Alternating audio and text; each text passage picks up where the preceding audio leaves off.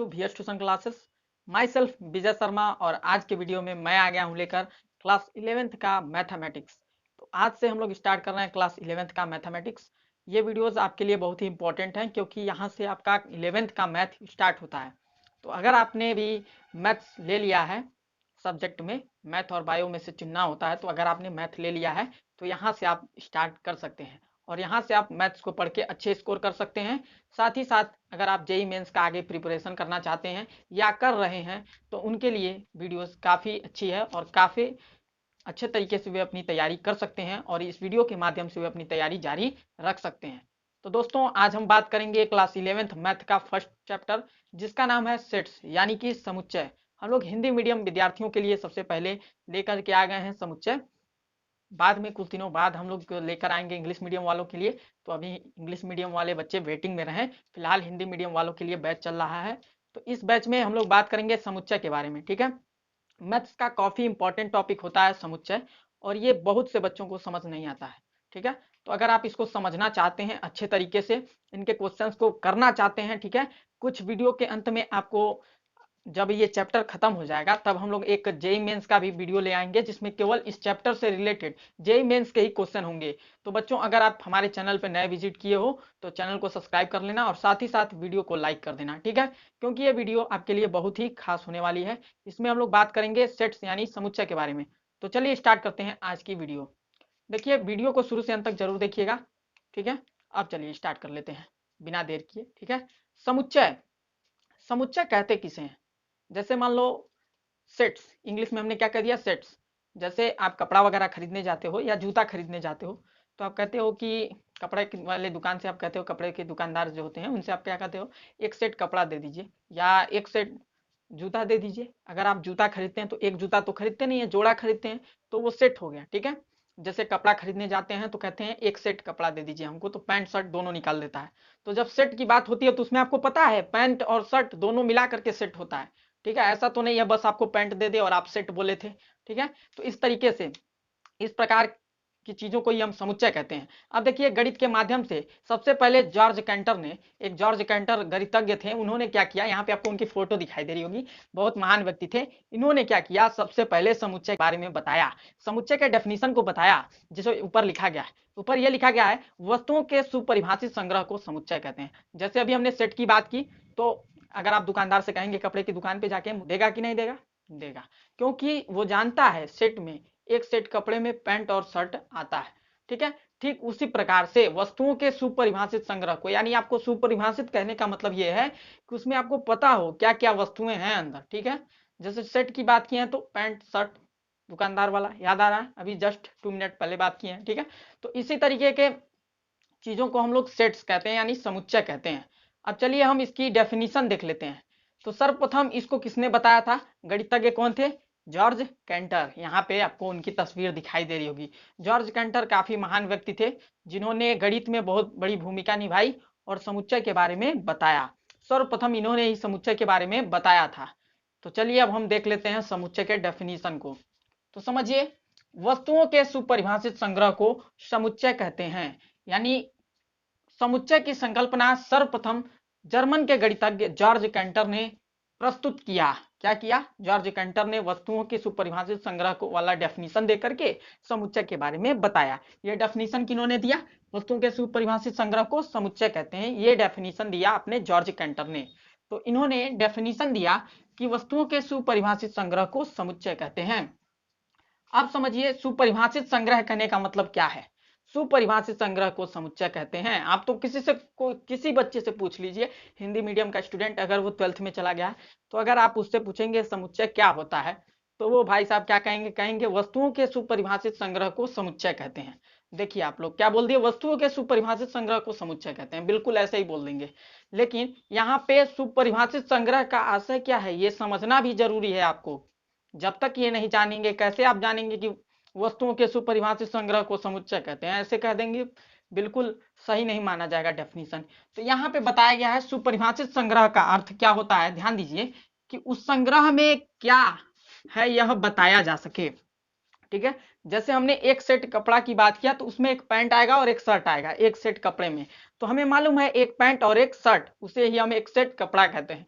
ठीक है, तो इस तरीके से हमने उसको सुपरिभाषित है, हमें हमें मालूम है वो पहले से कि उसमें क्या क्या होता है। ठीक है, तो ऐसी होंगी चीजें जिसमें हमें परिभाषित होगा कि क्या क्या चीजें हैं, तो उसे ही हम क्या कह देंगे, समुच्चय कह देंगे। तो अभी तो समुच्चय में कोई डाउट नहीं होगा समुच्चय किसे कहते हैं और समुच्चय की परिभाषा किसने खोजी और सर्वप्रथम इसको किसने बताया, ये सारी चीजें आपको मालूम होंगी। तो अब तो पूरा बात क्लियर है। अब चलिए हम बात करते हैं समुच्चय का संकेतन के बारे में। समुच्चय का संकेतन काफी अच्छे से समझिएगा। समुच्चय को चूंकि हम लोग क्या करते हैं, कैपिटल अक्षरों से डिनोट करते हैं। एबीसीडी तो आपको याद ही होगा जेड तक। ठीक है, तो उसमें हम लोग क्या करते हैं, कैपिटल अक्षर से प्रयोग करके दिखाते हैं समुच्चय को। जैसे ध्यान से समझिएगा, किसी समुच्चय को अंग्रेजी वर्णमाला के बड़े अक्षरों से प्रकट करते हैं यानी प्रदर्शित करते हैं तथा इसके अवयवों को मझले कोष्ठक के अंदर लिखते हैं। इनके अवयवों को कैसे लिखते हैं, मझले कोष्ठक के अंदर। जैसे हमने अभी आपको एक एग्जांपल दिया है प्राकृतिक संख्याओं का समुच्चय, जैसे कि क्या, प्राकृतिक संख्याओं का समुच्चय, कैपिटल एन से डिनोट कर दिया प्राकृतिक संख्याओं को। कोई भी समुच्चय होगा तो हम उसे कैपिटल के अक्षरों से डिनोट करेंगे, अंग्रेजी वर्णमाला के कैपिटल अक्षरों से। ठीक है, तो यहाँ पे जो यन है कैपिटल लिखा गया आपको दिखाई दे रहा है।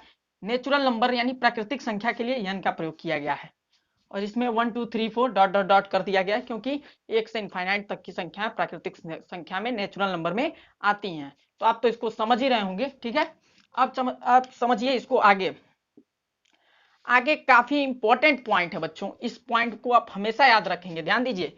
यदि किसी समुच्चय ए में कोई अवयव यक्स है तो उसे हम यक्स एलिमेंट ऑफ ए लिखते हैं। क्या लिखते हैं, यक्स एलिमेंट ऑफ ए। जैसे मान लो कोई समुच्चय ए है, आपको मैं एग्जांपल दिखा दूं, यहाँ थोड़ी जगह है। ठीक है, जगह है ए बराबर, मान लो मैं आपको यहाँ एग्जांपल दे रहा हूं, मान लो है 1 2 3 4 या कुछ भी, जैसे मान लो यक्स वाई जेड। ठीक है, तो समुच्चय ए में अवयव यक्स है कि नहीं है, है ना। तो जब समुच्चय ए में अवयव एक यक्स है तो हम कह सकते हैं यक्स इज एलिमेंट ऑफ ए। लेकिन यक्स वाई जेड है, क्या स्मॉल ए है, तो स्मॉल ए नहीं है, तो हम दूसरे लाइन में क्या लिखे हैं, यदि कोई अवयव y है और समुच्चय ए में नहीं है। ठीक है, कोई अवयव y और समुच्चय में नहीं है तो हम उसे y is not element of A से दर्शाते हैं। ठीक इसी प्रकार समझिए, यहाँ पे एक्स वाई जेड तो है ए में, लेकिन क्या स्मॉल ए है, नहीं है, तो हम लिख सकते हैं small A is not element of, इसके लिए क्या लिख सकते हैं, small A is not element of capital A. यानी जो स्मॉल ए है वो कैपिटल ए में नहीं है, केवल एक्स वाई जेड ही तो है। समझ में आ रही है बातें। अब देखिए, ये काफी इंपॉर्टेंट पॉइंट थे, तो इन दोनों को आप हमेशा से याद रखेंगे और आप नोट्स बनाते हुए चलें। मैथ्स के कोई पीडीएफ नोट प्रोवाइड नहीं करते हम। ठीक है, बाकी सब्जेक्ट्स की हम नोट्स प्रोवाइड करते हैं और 11th की फिजिक्स भी स्टार्ट हो चुकी है। दरअसल कुछ दिक्कतों की वजह से हम अपने इंस्टीट्यूट में नहीं आ पा रहे थे, इसलिए हम लोग आपको बोर्ड पर की वीडियोस नहीं प्रोवाइड कर पा रहे थे। अब हम लोग डेली यहाँ से आकर के आपको वीडियोस प्रोवाइड करने की पूरी कोशिश करेंगे। ठीक है, तो इन सारी चीजों को आप नोट कर लेंगे और हमारे साथ साथ नोट्स बनाते हुए पढ़िए ताकि आपको कोई भी दिक्कत ना हो बाद में नोट्स बनाने से। ठीक है, सारी चीजें मेंशन कर दी गई हैं, लिख दी गई हैं यार, कोई भी दिक्कत नहीं है। मैं यहाँ से अभी थोड़ा साइड हो जाता हूँ, आप नोट कर लो। ठीक है, सब नोट कर लो या स्क्रीनशॉट ले लो, बाद में लिख लेना। ठीक है, ओके। हाँ तो दोस्तों, अभी जो हमारा नेक्स्ट टॉपिक है वो है समुच्चय का निरूपण। तो आइए इसे समझते हैं। समुच्चय का निरूपण का मतलब क्या होता है, समुच्चय को दर्शाया कैसे जाता है इसके बारे में। तो समुच्चय को दो विधियों द्वारा दर्शाया जाता है, जैसा कि आपको यहाँ दिखाई दे रहा है। पहली होती है नियम या गुण विधि, सॉरी दूसरी होती है नियम या गुण विधि, पहली होती है रोस्टर विधि। पहली दूसरी किसी को भी कह लो, कोई दिक्कत नहीं है। ठीक है, तो पहली होती है रोस्टर विधि और दूसरी होती है नियम व गुण विधि। तो इन दोनों विधियों को ध्यान से समझ लीजिए, क्योंकि जो आपका प्रश्नावली एक्सरसाइज 1.1 है वो इसी पे आधारित है कि क्या उनको आप गुण विधि में लिख सकते हैं और क्या रोस्टर विधि में लिख सकते हैं अगर गुण विधि दिया हो तो ठीक है, इसे समझना बहुत जरूरी है। तो चलिए इसे देख लेते हैं। आइए देखिए, समुच्चय का निरूपण काफी इंपॉर्टेंट टॉपिक है स्टूडेंट। यहाँ पर आप डबल स्टार कर लेना, ये आपको पता रहेगा क्योंकि एग्जाम के लिए बहुत इंपॉर्टेंट है। जब तक ये पता नहीं रहेगा आप प्रश्नावली 1.1 को लगा नहीं पाएंगे। ठीक है, तो यहाँ तक के वीडियो में ये प्रश्नावली 1.1 का पूरा ये थ्योरी था, तो आप इसको अगर समझ लेते हैं तो प्रश्नावली 1.1 लगा ही सकते हैं। नहीं तो हम नेक्स्ट वीडियो में प्रश्नावली 1.1 को लेकर के आएंगे। उससे पहले इसको आप समझ लीजिए, समुच्चय का निरूपण, समुच्चय कैसे दिखाया जाता है। तो समुच्चय को दो विधियों से दिखाया जाता है, दर्शाया जाता है। जैसे कि पहला आपके सामने है सारणी या रोस्टर विधि, यानी कि सारणी या रोस्टर विधि में क्या होता है कि हम केवल उनके अवयवों को दर्शा देते हैं। जैसे हमने सेट की बात की, अगर एक सेट कपड़े की हमने बात की तो उसमें क्या था, शर्ट और पैंट, तो यानी उसमें सीधे सीधे लिख दिया जाएगा समुच्चय ए बराबर शर्ट कामा पैंट और मझला कोष्टक बंद कर दिया जाएगा। लेकिन यहाँ पे क्या करना है, नियम व गुण विधि में आपको ये बताना पड़ेगा, गुण उनका लिखना पड़ेगा, अवयवों को लिखने की जरूरत नहीं है, गुणों को दर्शाना पड़ेगा। तो वहां पे आप क्या लिख देंगे, एक सेट कपड़ा। ठीक है, अगर लिखते हैं इसको तो पैंट और शर्ट की अगर बात करते हैं तो फिलहाल यहाँ पे ध्यान दीजिए, आप अच्छे से समझ जाएंगे। डेफिनेशन देख लीजिए, सारणी या रोस्टर विधि को, इस विधि में समुच्चय के सभी अवयवों को दर्शाया जाता है। किसको दर्शाते हैं, अवयवों को। ठीक है, इस विधि में जो समुच्चय के एलिमेंट होते हैं उनको दर्शाया जाता है, बहुत जरूरी होता है। ठीक है, जैसे कि एग्जाम्पल आपको दे करके बताया गया है, समधन पूर्णांकों का समुच्चय।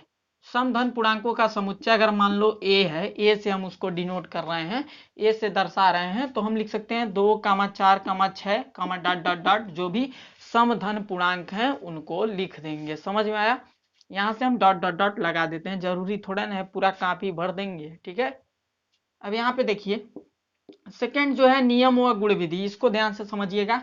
इस विधि में समुच्चय के अवयवों को न दर्शाकर या न निरूपित कर कर, नहीं दिखाकर, समुच्चय के अवयवों को न दिखाकर क्या किया जाता है, इनके गुणों को लिख दिया जाता है। जो भी इनके गुण होंगे उनको हम लिख देंगे। जैसा कि अभी आपने प्रश्न लिया समधन पूर्णांकों का समुच्चय, तो उसे हमने आपको रोस्टर रूप में लिख करके दिखाया।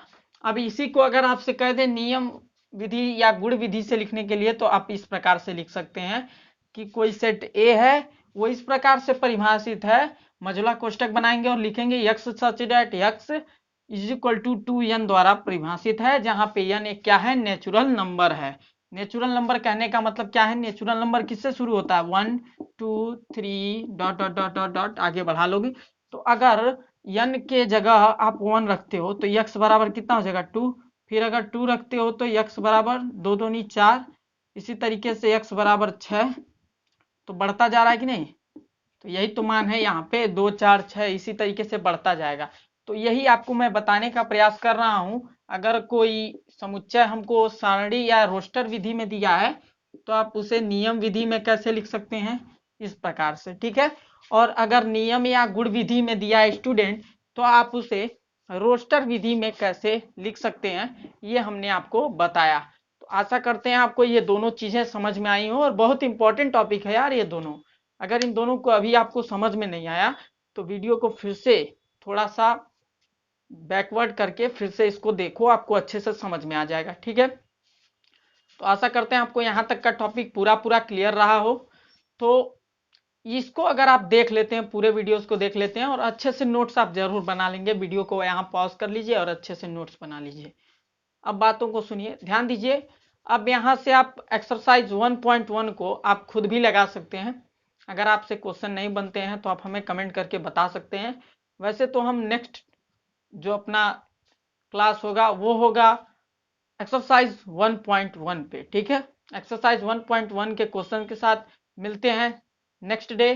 तब तक के लिए आप इसे नोट कर लेंगे, लिख लेंगे, और एग्जाम्पल्स जो आपके बुक के हैं उन सबको सॉल्व कर लेंगे। ठीक है, एग्जाम्पल बहुत जरूरी है सॉल्व करना, तो सभी एग्जाम्पल्स को आप लोग सॉल्व कर लेंगे। अगर कोई एग्जाम्पल में दिक्कत है तो आप हमें कमेंट कर सकते हैं, एग्जाम्पल नंबर इतना इतना इतना लिख करके, जो भी एग्जाम्पल है। ठीक है, एनसीईआरटी बुक का या कोई भी हो, अगर दूसरे बुक का है तो आप क्वेश्चन भी लिख करके हमें मेल कर सकते हैं। ठीक है, या अगर आप हमारे व्हाट्सएप ग्रुप से नहीं जुड़े हैं तो जुड़ जाइए, व्हाट्सएप ग्रुप पे आप हमें चैट सेक्शन में कुछ भी लिख करके बता सकते हैं। ठीक है, तो थैंक्स फॉर वॉचिंग यहाँ तक की वीडियो को, और अगर आप फिजिक्स पढ़ना चाहते हैं तो ये वाली वीडियो देख लेना, काफ़ी इंटरेस्टिंग वीडियो है।